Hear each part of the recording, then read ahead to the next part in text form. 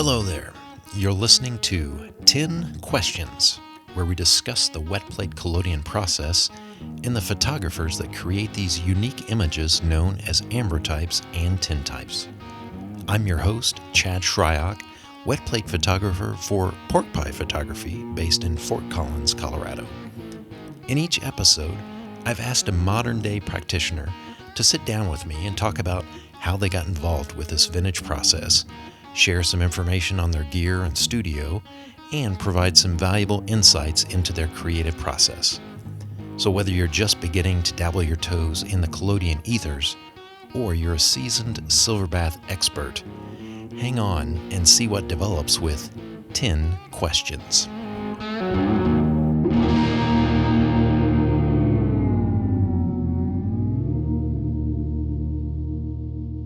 In this episode, I'm sitting down with one of the few photographers who has been to the mountaintop and brought portraits captured using the wet plate process to the masses.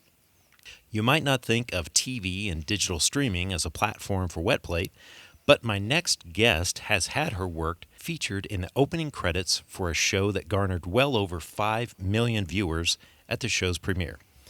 Based in Brooklyn, New York, I'd like to welcome Sarah Coulter to 10 Questions. Hi, Sarah. Thanks for being on the show with me today. Hey, Chad. Thanks for having me. Yeah. Looking forward to it. Great. Hey, not only am I a part-time wet plater like yourself, but I'm also a huge TV nerd, and I'm really excited to learn more about what you do and how you've incorporated wet plate as a vehicle for visualizing different time periods. Maybe before we start talking about wet plate, how did you figure out that you wanted to pursue a creative career path whenever you were younger? Honestly, it was a winding road. I wanted to do a few different things before I ultimately landed in photography. I always thought I wanted to do something with music or animals, and I just kind of, grew up and tried out a bunch of different stuff, and I wound up studying photojournalism, art history, and photo illustration in college, and honestly, I never thought I'd work in television or entertainment or anything like that. I wanted to be a documentary filmmaker or a photojournalist who, worked on long-term project storytelling. And in a way, I still do that, but not necessarily in a journalistic capacity. But yeah, I've always been creative and interested in visual arts, and photography kind of allowed me to tell stories while being creative.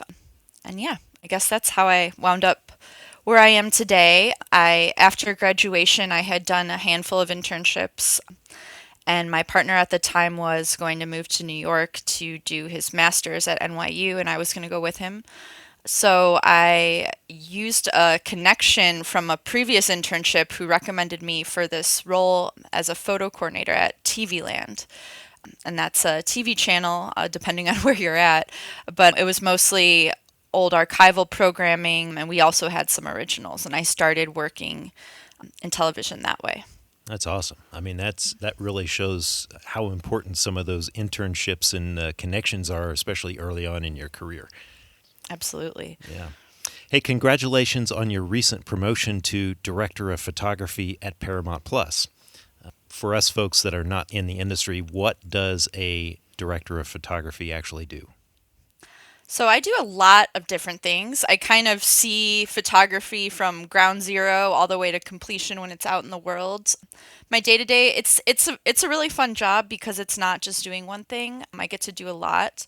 Like I said, so I will work with a ton of different photographers. I'll choose the photographers to cover some of our shows based on their sensibilities and creativity and what, the subject matter is that we're shooting. And all of those photographers will go out on the day to day while they're filming and cover that and still images. I'll also pitch creative for our shows. So sometimes I'll pitch campaign ideas along with agencies and our internal creatives. I will suggest photographers for like our big ad campaigns based on whatever the creative is, and like I said earlier, the photographer's sensibilities and what they're good at. I sometimes get to shoot myself, which is kind of a little bit of an anomaly in this industry, but it's something that I pushed for a lot and kind of paved my way, I'd say, and it's not something I do most of the time, but it's a little something I get to pepper in a handful of times each year, and I really really enjoy that part of my job. Good. And how long have you been with Paramount Plus? I have been with Paramount Plus since before it was Paramount Plus. I've been with Paramount as a company for 10 years now, starting at TV Land, which is a Paramount brand. But I've been at Paramount Plus since it was CBS All Access, and we launched Paramount Plus in March of 2021. And I joined Okay. the team in August of 2020. Great. Great. Prime COVID hire. Yeah. uh, Other than some of the wet plate focus shows that we're going to talk about shortly, what are some of the shows that you've worked with? I I get to work on a ton of different titles, but some of the ones I've really loved working on are period pieces. I got to work on The Offer, and I actually ended up shooting most of the campaign, all the key art. I shot some 35 millimeter, and we made contact sheets that we animated a little bit. And The Offer was the story of how The Godfather got made. So it's not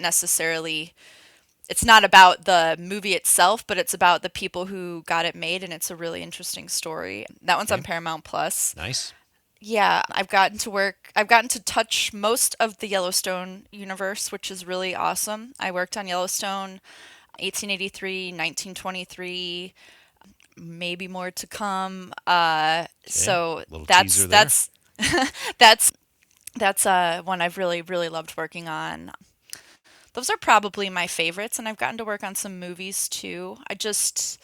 Anywhere that I can bring my sensibilities, I think I like working with film and I like working with alternative process, and that doesn't always make sense, especially this day and age when we need to, fire off a lot of exposures and, be mindful of budget and this and that. But any title that I can kind of find a good use for shooting like medium format or doing an alternative process. I really enjoy that, especially with the period pieces because I'm a big fan of alternative and historic process. Great. Well, let's get into talking about some of your collodion work. What was your earliest exposure to wet plate, and what motivated you to learn more about that specific process? I'd seen tin types since I was a kid. I didn't necessarily have an affinity for them. I just thought they were interesting. I'm a big flea market, garage sale, antique mall kind of gal, and I grew up doing that with my dad and grandma. And, in my early 20s, I started to sell stuff. So I was spending a lot of time like going to these antique fairs, and I still do this. It's one of my favorite pastimes, but I was seeing more and more cool tin types. Daguerreotypes had a big impression on me. I was like, wow, I've never made one, by the way, but they still had a big impression on me. I was like, wow, this is so cool. The first exposure I got to actually doing it, I had been in my career. I've mentioned this on another podcast, but I'd been working in TV for about 5 years, 4 or 5 years, and I was kind of feeling burnt out. It was just, I was just sitting on a computer all day, editing down images, retouching. I just kind of started to feel stagnant. So I went back to school and I did the post grad 1 year program at the International Center for Photography. And during that program, I did all alternative process, all film, no digital. I kind of just forced myself to try totally new things, and Oh, that's fantastic. Wow. it was so good for me mentally and like creatively. But it also that was when I did my first wet plate workshop with Michael Mazzio, who's a photographer based in New York.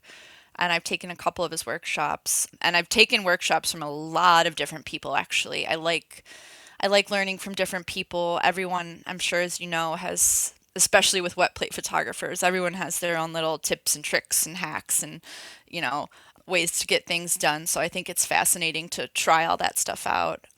But that was my first exposure, and that was in 2015. Okay. Yeah. And during that workshop, I guess you were able to take your own plates. How did your first plate go? Honestly, my first plate was pretty good. I'm and normally like I've taken so many horrible plates, and but I was set up for success with my first plate. I had a decent pour. I'd watched a few people do it. The light was already figured out. It was just kind of a, so I don't know if that one counts, but I've taken a few workshops with John Coffer, and I've had a few of those plates, not be so great because I wasn't used to the timed exposure. I've been working with strobes and all that. So my first plate, though, first ever, was actually a pretty decent portrait, and I gave it to the kid in my class, or the guy. I guess we're adults now. I gave it to the guy in my class who I took the portrait of, so I don't have it, but Nice. I remember it was a good exposure. I always love it whenever people, because I ask this same kind of question here on the show, and I always love it when people say that, yeah, the first plate just turned out really good, because it makes me feel so bad for these people that try to get into the process and really struggle just with that very first plate. I think it makes such a big impact on you if you're able to get lucky on that first one. You feel like you can take on whatever else comes at you because you got the first one under your belt. So that's Yeah, that's great. and I definitely think a big hurdle for that being successful is, shooting it in a workshop atmosphere, where you have someone who has tons of insight and experience who can kind of guide you in the right direction. I have so much respect for wet plate photographers who are self-taught. I know you mentioned you had Sheena on the show. What's up, Sheena? She's amazing, and she taught herself everything, and I'm just like in total marvel of this girl. And I know so many people who have done it themselves. I personally, I don't know if I'm driven enough, and I have so much respect for them, but I'm sure there's a lot of trial and error when there's, as you and I both know, there's so many nuances to, Right. your chemistry, and, things can get contaminated so easily, and then you don't really know what's going on. So, Yeah, in today's day and age, I mean, it is much easier for someone to pick up the process and not attend a workshop just because there's so much information available. I mean, when I that's was true. doing this, I was reading tons of stuff. There's lots of YouTube videos, but you talk to the folks like Jody Ake that were trying to figure this out, you know, in the late '90s, whenever that stuff didn't exist, and kudos to those folks for really trying to figure it out and then track down those very few people that were around at that time that actually knew how to do the process and knew how to teach it. So, Yeah, definitely. The internet definitely makes things easier. yeah. I still, when I mix my chemistry, I still use John Coffer's manual and the binder. I have the pages like falling out and taped in, but that's my go-to. Nice. Did you get the handwritten or the typed version? I got the typed version. Okay. Yep. I think that's There's kind so of there's some handwritten amendments in there, but it's all like Xeroxed. yeah. I think it would be kind of neat to get him on the podcast. I'll have to send him a letter to see if he's interested. Yeah, I think you'll have to go out there and bring all your own tech. I don't know if he has the capabilities Yeah. out on the ranch. So what are your primary interests as far as wet plate photography? Is it mostly portraiture, or do you do street photography? What kind of things are you into around wet plate? Mostly portraiture. I like to do some still lifes. Definitely not too much of a street photographer myself, but I know during COVID I was making a lot of still lifes just because we weren't able to be around people, so I was doing that, and it's mostly portraiture. I think the wet plate process, has a way of yielding such a magical portrait with such depth. But yeah, just still lifes and portraits for the most part. Nice. Well, let's talk some history now. Yellowstone season two, and I looked all this stuff up, aired in June of 2019. Hmm. Did you ever think that you would get the opportunity to shoot wet plate images of the cast? No. No, that was a really lucky thing that I fought really hard for and pushed for. Yeah, I was going to say, I Um, mean, was this something that you pitched, or were the people around you that were kind of aware of your background and thought maybe this would be a good fit? for the Yellowstone tintypes, I definitely did not think it would be me shooting it. Myself and the photo director at the time of Paramount Network, we try to think of different photography concepts each season for the show just to keep things fresh and interesting. Yellowstone being a Western, we thought that, wet plate photography could be really cool. There weren't that many, and there still aren't that many, bigger name entertainment photographers who do this. We had a few people in mind. We had been pitching it around. It wasn't going to be the main campaign. It was just going to be an extra thing we did, so we didn't have very much money to throw at it. And we weren't really able to come close to being able to afford one of the photographers we were looking at to shoot it. So it was just going to go away. And then I was like, no, no, no. I was so incredibly hungry to shoot this. I wanted to make it happen. There were many sleepless nights. It was a lot of work, but I ordered all my raw chemistry. I quoted everything out. I reached out to my buddy John DiMartino, who is also a wet plate photographer, and I had met him when he was assisting John Coffer when I took a workshop. And I called him up and I was like, "Hey, John, do you want to assist me on this?" And we came up with all, the chemistry stuff we needed. John didn't work with strobes ever, so I kind of dealt with that all on my own. And I figured out a lighting order that was so bare bones, just using internal gear because we had no budget for this. John picked up the gear at our office in New York City in a U-Haul, drove from New York City to Montana with a GoPro camera on the windshield of the car. I can actually, I'll send you this video if you haven't seen it. It's a 5-minute behind the scenes piece about the Yellowstone tintypes. Okay, yep. We've also made one about 1883, and we did oratones for 1923, which we can talk about later, that we've made videos about, but I can send you those. Anyways, so we did that. Me and John went out early. We mixed all our chemistry by hand ahead of time, let the collodion ripen.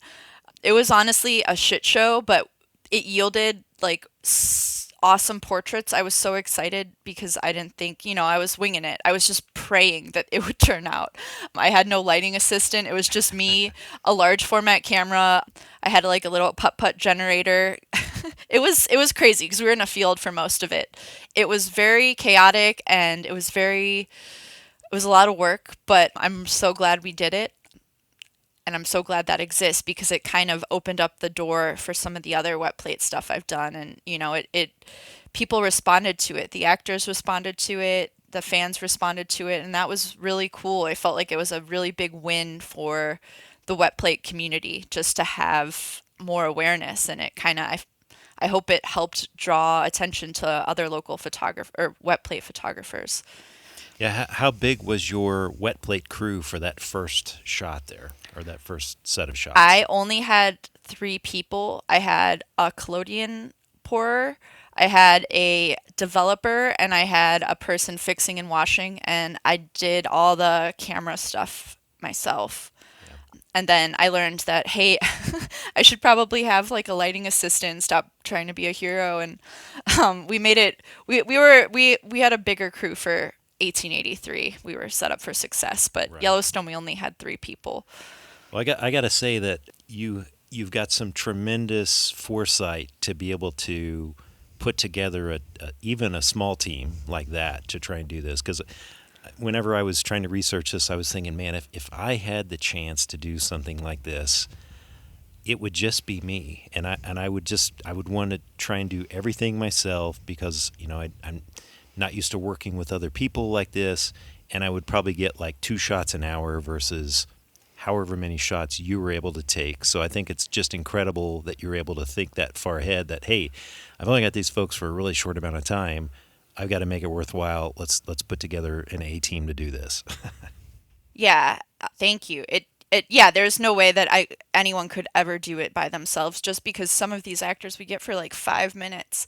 So there's not, I'm just shooting as fast as I can. Sometimes I'm like, geez, I wish I had more time to compose and, whatever. But the most I've ever had anyone was like 30 minutes. And that was just because they wanted to stay longer.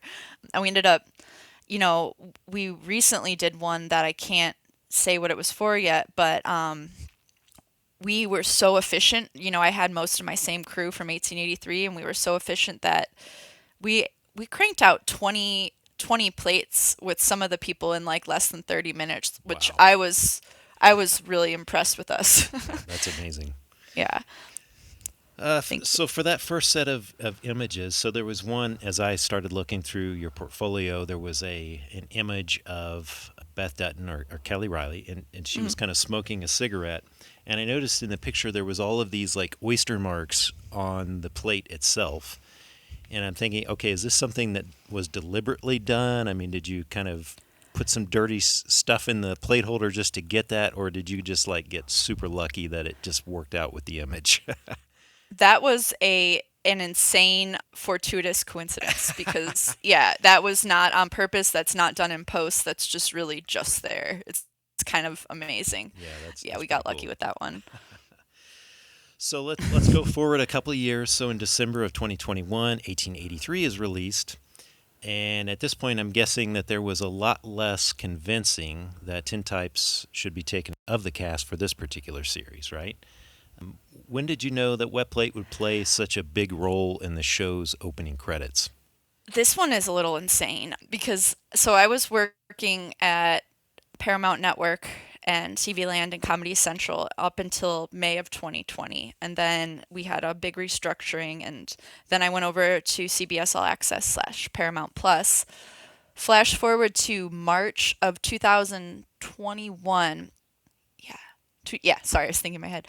2021, I was on my first photo shoot in person for Paramount Plus, and I met our head of creative, Matt Hernandez, who's amazing. And I was shooting something else. I was shooting digital for this other show, and I was like, we're about to go have drinks after the shoot, and I was like, hey, I wanted to. I knew 1883 was coming. There weren't any scripts yet. I just knew that it was set in 1883, and I knew it was a Yellowstone like origin story. So I go up to him. I'm like, hey, I'm like, I did this thing for Yellowstone. I'm gonna send you a link to this video, but I'm like, it went really well. And if we're doing 1883, like, this is the perfect thing to do because it calls back to that, and it's like period appropriate. And he was just kind of like, okay, yeah, we'll talk about it another time. And then we're on another shoot, and I brought it up again, and we actually sat down with our laptops, and we brainstormed how we can make it both stills and motion. So I don't know if you saw any of those I have seen the commercials. making of and how you guys incorporated a lot of the original sittings of the people that you took portraits of, and then did some motion pieces as well as that you blended into the credits scene. It was really cool. Yeah, and those were really fun. Like we actually used like a magnesium flash pan and we shot it like 800 frames a second, so it's all super slow. We had like a flash bulb, we had, sand for a timer, we had flames, we did all this fun stuff. But so we did that. Still, we didn't know it was going to be a big thing. We just thought it was going to be like pieces for the web and social media. Okay. And we shot that, whatever. We shot, there was other art that was supposed to be the campaign actually that I didn't shoot, and I don't know, I can't like say how it all happened, but I got a phone call one night. This Matt Hernandez calls me and he's like, hey, I think your stuff is going to be the campaign. And I couldn't believe it. It was my first, I'd done a couple small campaigns, but this was huge. And I couldn't believe it. So he tells me that. And then about a week later, we find out that it's the show open, which was insane. Like I was so insanely, it was just wild. But I didn't really know it was going to play such a big part until a couple months before the show came out. That's crazy. Yeah, it was really crazy. And it ended up, and not everyone knows that this happened, but we ended up doing the first tintypes on a red carpet in history for Vanity Fair at the premiere for 1883 in Las Vegas. So we'd shot portraits there on the red carpet. I had one of my assistants who's been on me with all of these, Sam Dole, and I had John DiMartino who helped me out on the Yellowstone tintypes. And we all went out to Vegas and shot what played on the red carpet, which was really special. Nice. So you mentioned that the first go around with the Yellowstone cast, it was pretty bare bones as far as the number of folks. What did your crew look like for the 1883 sessions? I had five. I had one collodion person, one fixer and washer, one developer, one runner to move between the dark room and the camera, which was a big oversight I had on the first one, realizing that I was going to be kind of separate from those guys. Okay. Um, You need you know, that to someone be to, a really fit person that's got gentle hands with the plate holder, right? yes, yes. And Joe Wyman was actually one of the runners on 1883. So there was a runner who was kind of like a dual, moving back and forth, knew the process if they needed to jump in a tent or something to, help someone else out. And they knew lighting a little bit. And then we had a person at the camera to kind of, lower and raise my tripod or lower and raise lights while I'm talking to the actors, because it's a little bit distracting when you have to do all that yourself and you're trying to keep them engaged and you're kind of like fumbling around. So I typically would have a lighting assistant. I just didn't do it for Yellowstone. Right. What was it like working with the cast for 1883? I mean, since this was, I guess, more fitting for the period of tintypes, I got to think that that was a little bit more special, I think, than kind of the modern day portraits that you were able to take for the Yellowstone cast. Yeah, it's always more special, honestly, when I shoot a lot of digital. I primarily do digital for work, but it's always more special when you do wet plate. It just, people connect more. People want to be there. They want to take these photos.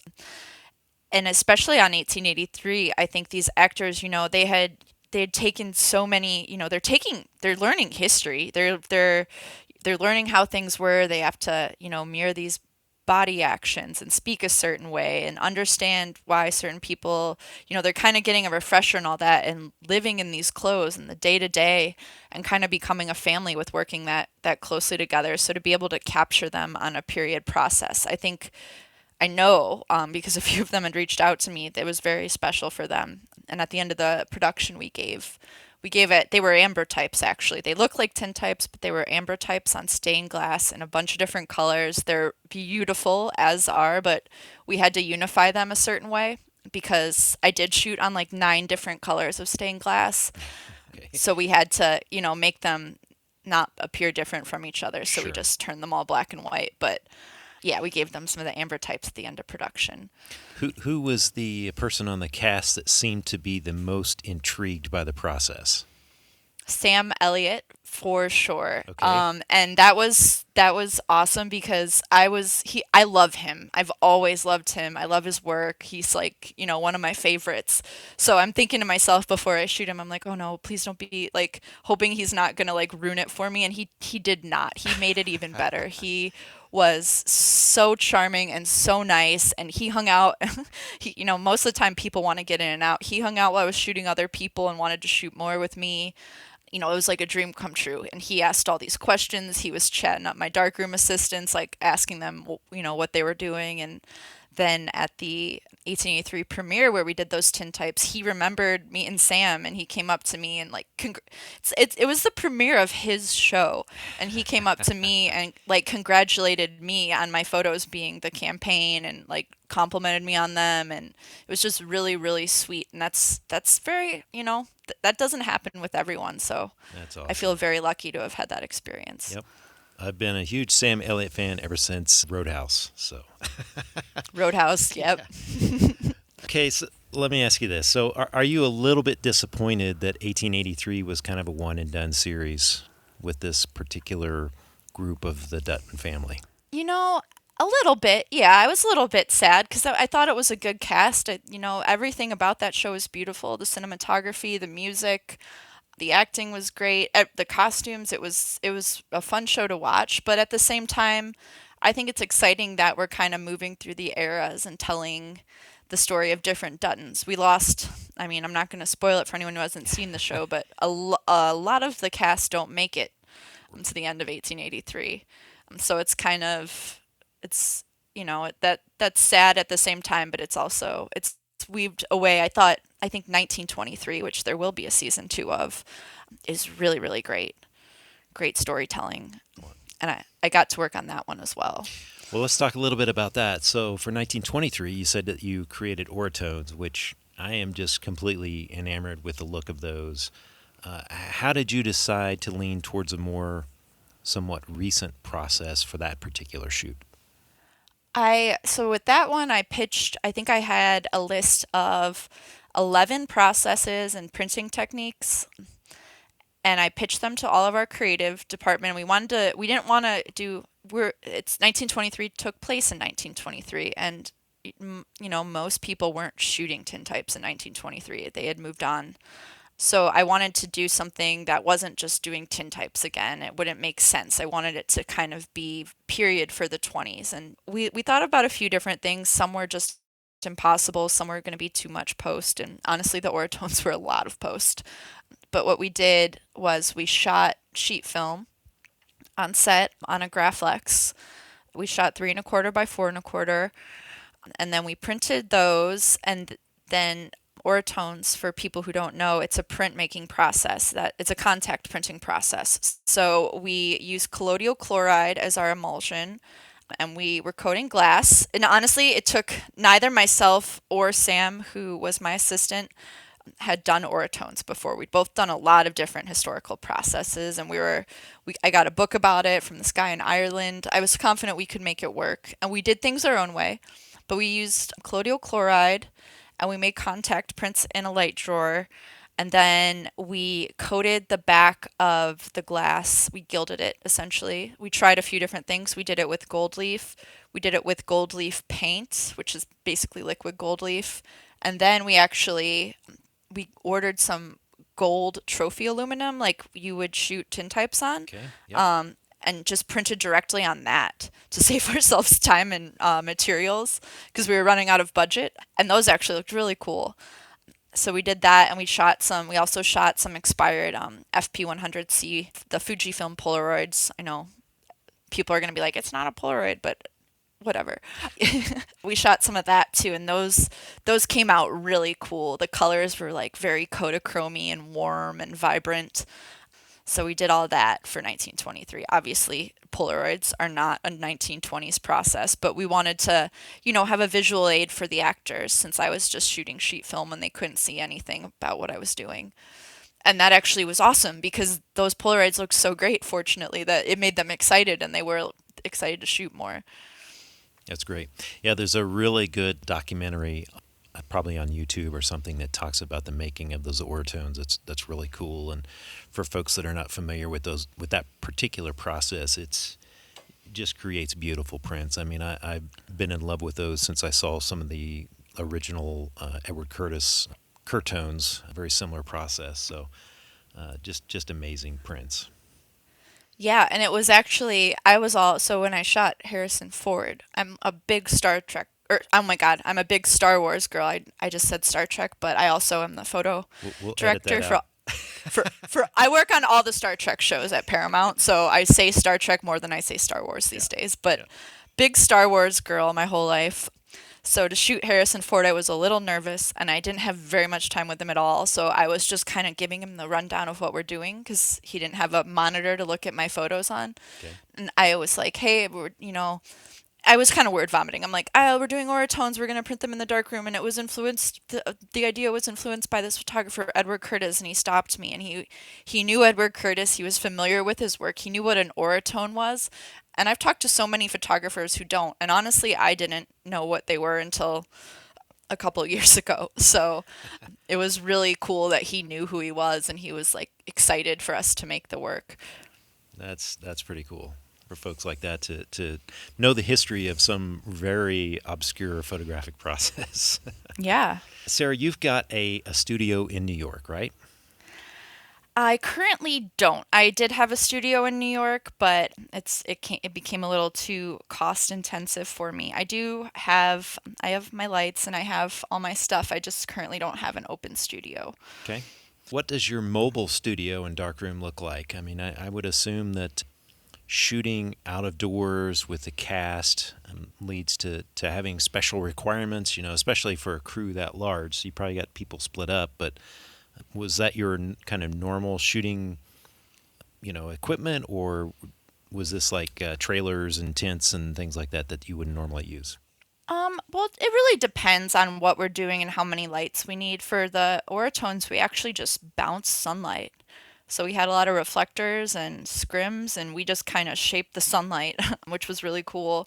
For 1883, and that one we were in a big tent. So, you'd have basically, I can tell you what my personal mobile darkroom looks like when I would do it pop-ups or anything like Sure. that. And it was basically like that times three. So I have a little grow tent, like a PX90 tabletop tent that I use as a dark box. And in there I'll have my silver tank, my developer, my helper trays, all that. And then obviously I'll have another tent for developing. I mean, it depends if it's just me. When we're doing these big gigs that we're pushing plates through like hotcakes, there'll be a separate tank for developing just to keep everything contamination free. And then whatever lights I need. I mean, to be honest, like I use a lot of lights when I'm on these entertainment shoots just because we have to light not only a person but a set and we have to have the ability to go wide and tight. So for Yellowstone, we just mixed the daylight with the strobe, and I was using a beauty dish and two octabanks Okay. for the light there. And then 1883, I had a couple different lighting scenarios going, and I probably had like 12 different light heads going, so I can't really break that one down verbally effectively. Yeah, it kind of just depends on what we're shooting and where we're going to be, and then I kind of make a gear list, what we want the light to look like based on that. But when I personally shoot portraits, if I'm not just using continuous, then I try to light with a beauty dish as my key light. I've used the eye lighter. I like that, but I don't like it all the time. Okay. And I think I think it yields really cool effects, but I agree that it's pretty overdone in wet plate. Everyone's using one of those, and it kind of it's defined the look of like a a tintype portrait Sure. from a pop-up. A little bit And of a I'm novelty at not this point. dissing anyone. I use it too. But I'm just being real. Sure. They're everywhere. And they're everywhere for a reason because they do look cool, but sometimes you don't want that. And sometimes I like to like diminish it a little bit by using the white side instead of the silver. Sure. But yeah, I like to keep the light, beautiful but not overlit. I like it to look somewhat natural even though it's artificially lit if we're doing a portrait of a person most of the time.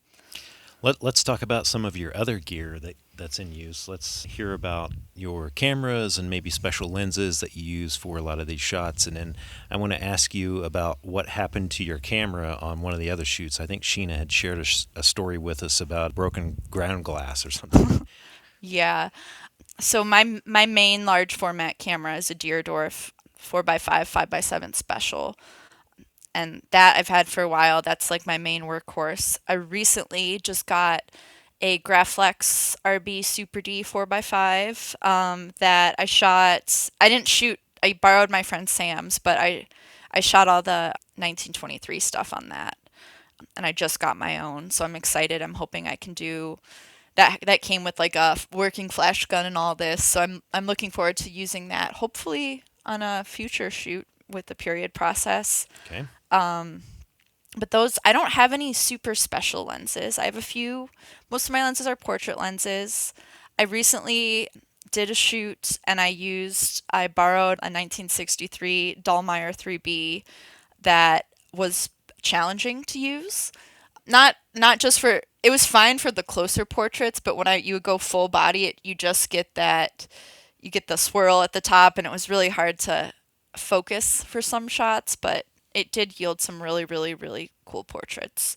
Yeah, I ran into the same thing with an old Petzl lens that I shot this past weekend, and it was kind of a wedding portrait, full body, and I kind of forgot to take that into account. So where the people's faces are, it's a little swirly, not so much in focus, but yeah, I know what you're talking about there. Yeah, I didn't really realize it because I switched my camera day of the shoot after I'd been testing with a different camera.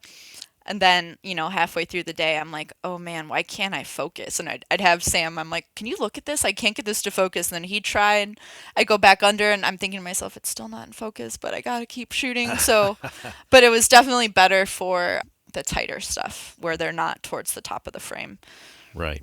So what happened to your camera during one of the, I think it was at the Yellowstone shoot, or no, it was the 1883 shots, I think. It was both of those shoots, actually. That's what Sheena doesn't know. Whoa. She was there for 1883, but on the Yellowstone shoot, fortunately, I had the foresight to have one of my assistants bring his own cameras too, in case I had to emergency rent one, because we were in the middle of nowhere, Montana. You're not going to get, a 4x5. I was also shooting 5x7, so that's even more harder to find. We get to the shoot and we're starting to unload our gear, and I'm taking out my camera and I pull it out, and my 5x7 ground glass was broken. And I had all the tin cut to 5x7, like we had to shoot 5x7. Okay. And I was like, oh my God. So I end up having to use his Eastman camera. And luckily, that it worked out. And then the same thing happens on 1883, the exact same thing. And I ended up using Sheena's Eastman camera for that. And both times, that Eastman camera is nice. They both had nice glass on it. But yeah, so always have extra ground glass or a backup camera. There you go. Yeah. Or be I've somewhere actually, where there's a Lowe's that you can go buy a piece of glass and some grit compound and grind one out yourself really quick. yeah, seriously. But now, yeah, now I'm actually covered. I actually have a spare ground glass. Okay, Sarah, this question for you is probably tougher than for most because you've really had the chance to photograph some very charismatic people in the industry. I mean, folks like Sam Elliott, come on. I mean, he's got a look about him that just begs for this process, right? Hmm. If you had the chance to photograph someone that you haven't yet using this process, who would it be? Someone who's still alive? Uh, Um, oh geez. That's a great question. It's hard to I haven't actually thought about that too much. I would have loved to have photographed Lemmy from Motorhead okay. on this Yep. process. I would have really loved that. I would love to shoot. I'm a metalhead, but I would have loved to shoot Sounds like it. Rob Halford, just the way from Judas Priest, the way just the way metal reflects and works in this process looks so dreamy and mesmerizing. I think it'd be really cool to do some amber types of him. I'm doing a shoot in a few weeks for Cream magazine, which is a rock and roll magazine that I'm gonna hopefully surprise them with some tintypes. They don't know yet, but Right. I have kind of carte blanche creatively on this one, so I'm like, okay, I got to get my darkroom up and running. But yeah, geez, that's a really great question. I would have Charles Bradley. I would have loved to photograph him. He had such a look, the soul musician. Yeah, I feel like I'm not giving the best answer I could, It's but it's a off the tough one top for of my head, folks. those three would be great. Okay. What's next for you as far as incorporating wet plate into more modern media? I don't have any shoots on the horizon. I'm hoping to relocate in the next, I don't know, in the near future and have a studio again. It's just the cost of living in New York has kind of priced me out of an apartment and a studio. But I'm hoping when I relocate, I'm going to be able to start shooting again. But I'm not totally sure. I'm going to do this heavy metal shoot. I'm hoping to do some wet plate along with film and digital because I have a little bit of time and creative license. So I'm looking forward to that. That'll happen at the end of July and probably come out sometime this fall.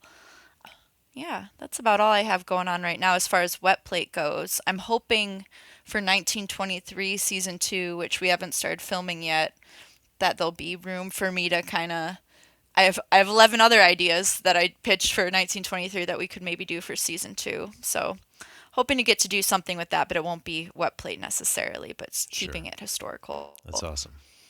Have you pitched the idea about shooting tintypes for Picard or Star Trek Discovery yet? I haven't. And now Picard is wrapped, sadly, but I did get to shoot a handful with Sir Patrick Stewart, and he was amazing. Really, really lovely man. But no, I've never actually pitched a period process for Star Trek. It seems like Star That would Trek be, has a penchant for going back in time and doing some of these older holodeck kind of things, back from the next generation stuff. yeah. So maybe there's an opportunity there. Yeah, it would be awesome. I did pitch doing holograms once, and that ended up not going through, but it would be cool. Yeah. I agree with you. I would love to do something like that. Sarah, who are some of the photographers that you look up to or that inspire your work? I feel as though that is kind of a fluid question for me. I'm kind of always finding new work that is inspiring to me, or returning. I'll find an old photo book. Like, I recently went through this old F. Holland Day book that I bought when I was 20, or sometime in college, and I was like enamored with his nudes and like nature portraiture, and I feel the same way all over again. It was really exciting. As far as contemporary photography, Lizaveta Porodina. She's Russian. She does a lot of beauty, a lot of different kinds of work, actually fashion, but I don't know what her post process is, but her images are really dazzling and unique. I feel like I'm constantly in my role. I feel very lucky as a photo director. I get to work with so many different photographers and get exposed to their work and how they work, and that in and of itself is really inspiring for me. So it's just kind of it's a little bit of everything. It's I don't feel like I have a set of like these three photographer. I have my favorite photographers. I love Todd Hido. I love a lot of stuff, but it's I find inspiration in all kinds of different things. Yeah. I guess on kind of a side topic here, I mean, AI seems to be a big topic in the kind of creative world as far as not just generation of textual information, but the photographic arts as well. Are you seeing that there's a good place for AI and maybe a place where, hey, it just doesn't belong there? Any thoughts? I think the whole AI thing is super complicated because I think it's fascinating and can, it makes some really dreamlike imagery that, couldn't have been made by their human creators, with just their pen and pencil. But it is also very scary.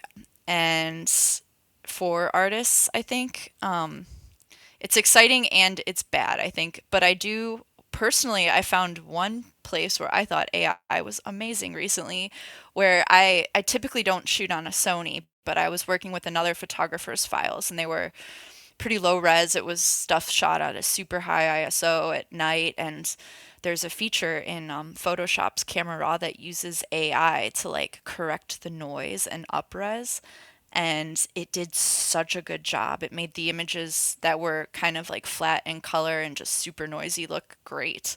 Hmm.